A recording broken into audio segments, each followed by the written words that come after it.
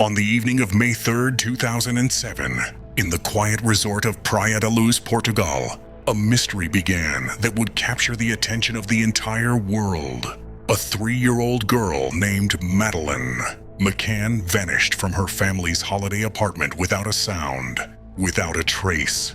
In this documentary, we will explore the events of that night with accuracy, respect, and clarity, focusing only on verified information, avoiding speculation, and understanding why this case became one of the most complex missing child investigations in modern history. The McCann family had arrived in Portugal for what was meant to be a peaceful vacation.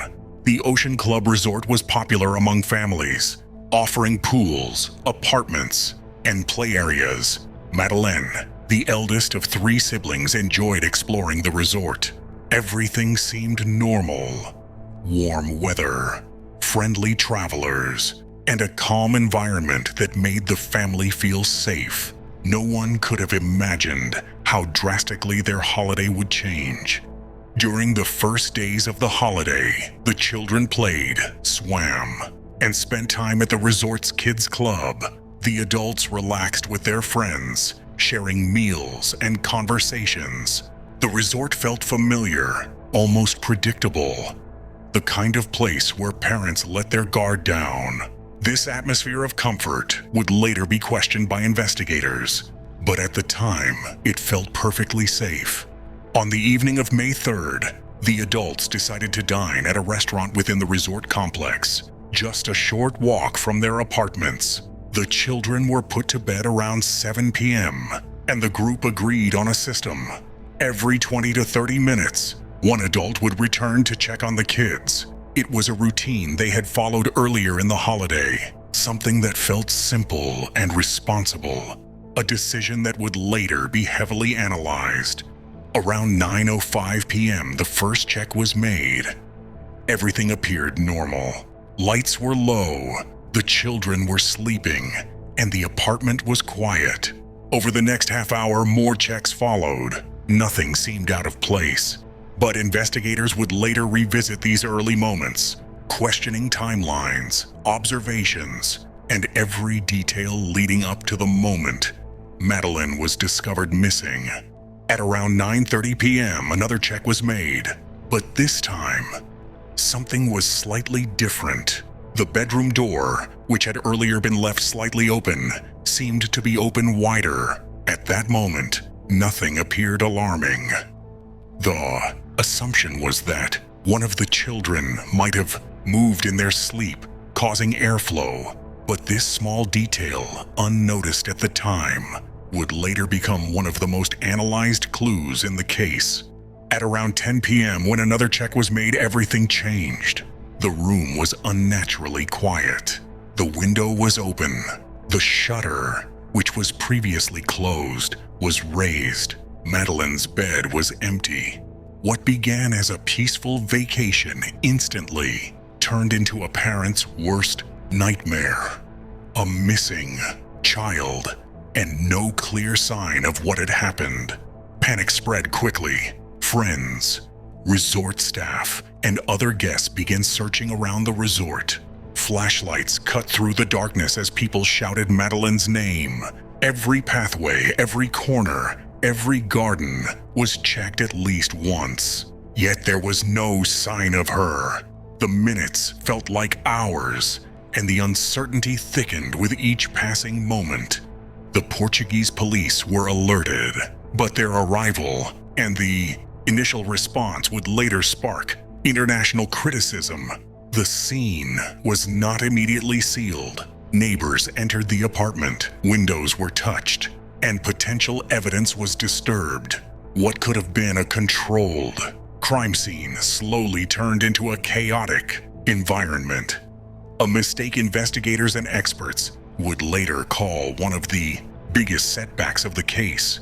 As the night turned into early morning, fear settled deeper. With no sign of Madeleine and no clear direction for investigators to follow, the case shifted from a simple search to a complex international investigation.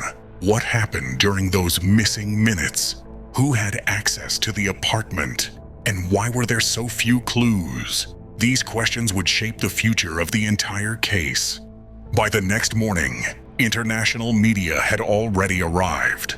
The disappearance of a young child in a foreign country instantly drew massive attention. Cameras, reporters, and news vans crowded outside the resort. Every detail, every rumor, every speculation quickly spread worldwide, shaping public opinion long before investigators could gather solid facts. Police began reconstructing the timeline. The dinner time, the checks, the position of the doors and windows, the distance between the restaurant and the apartment. Everything was analyzed. Yet, despite the intense scrutiny, contradictions appeared. Witness statements differed. Memories clashed. And small details created major confusion, making it harder to form a clear picture of what truly happened. The investigation soon expanded beyond the resort. Officers searched nearby villas, construction areas, beaches, and abandoned buildings. Roadblocks were set up. Volunteers joined the search effort, but each hour without a breakthrough deepened the mystery. How could a child vanish in such a populated place without anyone noticing? As pressure increased, investigators considered multiple theories: an abduction by a stranger, a planned act, a trafficking operation, or even a case of mistaken identity. Each theory had supporters and critics, but none had enough solid evidence to become the definitive explanation, leaving the case suspended between possibilities. As days turned into weeks, the investigation entered a new phase. International agencies offered support, including advanced technology, dogs, and forensic experts. But despite all efforts, the case remained stuck. What was supposed to be a straightforward missing child, search had evolved into one of the most complex and debated disappearances in modern history. As weeks turned into months, the story continued to dominate headlines around the world. Countless tips were submitted, each one raising hopes, then fading away. Sightings were reported in several countries, but every lid ended the same way: uncertainty. The case was no longer just a local investigation. It had become a global puzzle, with far too many missing pieces. Investigators revisited the original scene again and again. They studied interviews, re-examined evidence, and reviewed every detail. Yet fundamental questions still remained unanswered. How did the abductor enter? How did they leave? And how did they manage to disappear without leaving behind a single clear trace? Over time, documentaries, books, and investigative reports emerged, each offering its own interpretation of the events. Some pointed toward strangers, others toward organized groups, and some questioned earlier assumptions. But the truth remained elusive. Every new theory added another layer to a case already burdened with complexity. Years passed, but the case never faded. For investigators, it became a constant reminder of how a single moment can change everything. For the world, it remained one of the most haunting mysteries of modern times. And for the family, it was a painful journey filled with hope, heartbreak, and determination. A search that never truly ended. Today, the disappearance of Madeleine McCann remains unsolved. It stands as a case that challenged investigators, puzzled experts, and captured the world's attention for over a decade. What truly happened that night may never be fully known, but the search for answers continues, driven by the hope that one day the truth will emerge